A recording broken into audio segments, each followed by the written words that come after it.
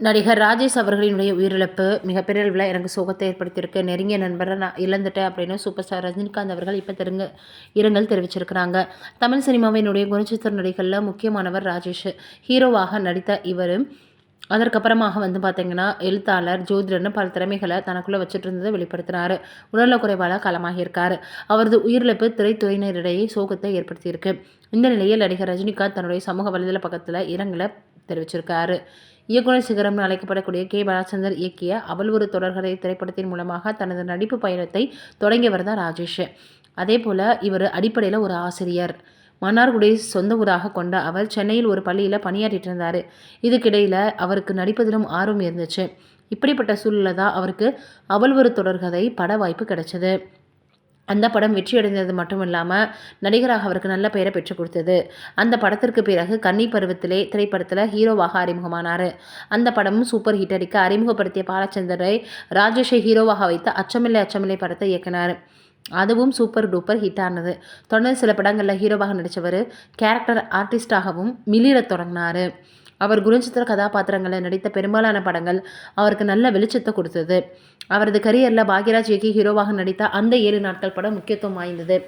படத்தின் கிளைமேக்ஸில் ராஜேஷின் நடிப்பு பலரையுமே கவர்ந்தது. தொடர்ந்து 80களில் பிஸியான கேரக்டர் ஆர்டிஸ்டாக வலம் வந்தார். இயல்பான நடிப்பு, பழகிய முகம், வாஞ்சனையான பார்வைன்னு எல்லோருமே அவரை ரசித்தாங்க. இது குறித்து இப்போ ரஜினிகாந்த் அவர்கள் என்ன சொல்லியிருக்கிறாரு அப்படின்னா, ரொம்பவே அவர் ஒரு நடிகராக மட்டுமில்லை, எழுத்தாளராகவும் மிகப்பெரிய அளவில் அவர் வலம் வந்திருக்கிறாரு.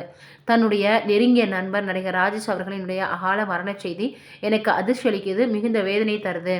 அருமையான மனிதர், அவருடைய ஆத்மா சாந்தி அடையட்டும், அவருடைய குடும்பத்தினருக்கும் நண்பர்களுக்கும் என்னுடைய ஆழ்ந்த அனுதாபங்கள் அப்படின்னு சமூக வலைதள பக்கத்தில் பகிர்ந்திருக்கிறாரு. இது ஒரு பக்கம் இருக்கு. நான் ஆடை இல்லாமல் போஸ்ட் போட்டதற்கான காரணம் என்னென்னு நடிகை கொற்றவை ஒரு காரணத்தை சொல்லியிருக்கிறாங்களாம்.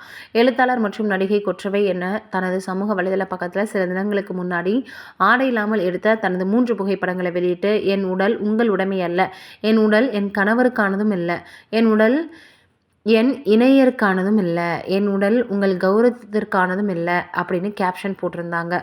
இது மிகப்பெரிய அளவில் வேகமாக சமூக வலைதளங்களில் பரவுச்சு. பலரும் கேப்ஷனை படித்து அவர் என்ன சொல்ல வருகிறார் என்பதை புரிந்துக்காம நடிகை கொற்றவை ரொம்பவே மோசமாக விமர்சித்தாங்க. இந்த நிலையில் கொற்றவை சமீபத்தில் என்ன சொல்லியிருக்கிறாங்க ஒரு பேட்டியில் அப்படின்னா, தனது ஸ்டைலில் பதிலடி கொடுத்துருக்குறாங்கன்னு அதை கேட்டு எல்லோரும் சொல்லி வராங்களாம். நான் வெளியிட்ட புகைப்படங்களில் மொத்தம் 2 வகை புகைப்படங்கள் இருக்குது. ஒன்று நிர்வாணமாக அமர்ந்து கொண்டு மேலே பார்க்கும் புகைப்படம், இன்னொன்று பின்புறம் எடுக்கப்பட்ட புகைப்படம். முதல் 2 படங்களுமே அண்ணா பல்கலைக்கழகத்தில் பார்த்தீங்கன்னா மாணவி மிகப்பெரிய அளவில் பாலியல் கொடுமைக்கு ஆளாக்கப்பட்ட போது அதை எடுத்தேன். நான் வெளியிட்டிருக்கக்கூடிய புகைப்படத்தை பார்த்தீர்கள்னா பரிதவிப்புடன் இயலாமையுடன் பெண்களின் உடலை எப்போதுரா விடுவிப்பீங்க என்பதைத்தான் நான் சொல்ல முயற்சி செய்கிறேன்.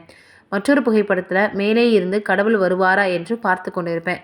இவை 2யுமே நான் அந்த புகைப்படங்கள் மூலமாக சொல்ல வர்றது அதுதான் அப்படின்னும், கொஞ்சமாவது அறிவு வேணும், இதை புரிஞ்சுக்க முடியல அப்படின்னா விட்டுறணும் அப்படின்னு ரொம்பவே பார்த்திங்கன்னா அவங்க சொல்லியிருக்கக்கூடிய விஷயம் இப்போ வைரலாகி வருது. உடலை நான் ஆயுதமாக வைக்கிறேன், இதைத்தான் நான் பொள்ளாச்சியில் சில விஷயங்கள் நடந்ததற்கு எடுத்துக்காட்டாக சொல்லுவேன் அப்படின்னு இப்போ அவங்க தேவையில்லாத சில விஷயங்களுக்குள்ளே மூக்க நுழைக்கிறாங்களோன்னு எல்லோருமே கேட்டு வந்துட்டுருக்காங்க.